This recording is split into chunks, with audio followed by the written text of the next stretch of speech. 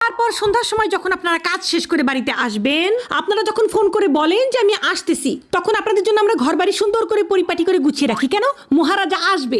তারপর আপনি রাতে কি খাবেন না খাবেন সেটা জিজ্ঞাসা করে টাটকা টাটকা রাতের খাবার আপনাকে আমরা রেডি করে দিয়ে দিই।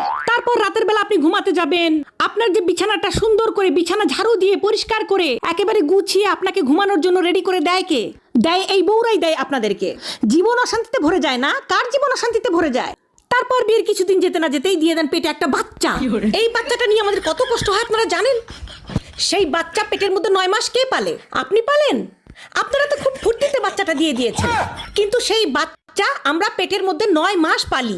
পেলে সেই বাচ্চাটাকে ছোট থেকে বড় করি আমরা, গু সাফ করি আমরা, গু মদ সবকিছু পরিষ্কার করে বাচ্চাটাকে তিলি তিলি বড় করি, খাওয়াই, স্কুলে নিয়ে যাই, পড়াই। তারপরে কিছুদিন যেতে না যেতেই পরিবারের সবাই মিলে, বৌমা একটা বাচ্চার কোনো ভরসা আছে, আরেকটা বাচ্চা নাও। তারপরে আরেকটা বাচ্চা হয়, আমাদের জীবন হয়ে যায় তেনা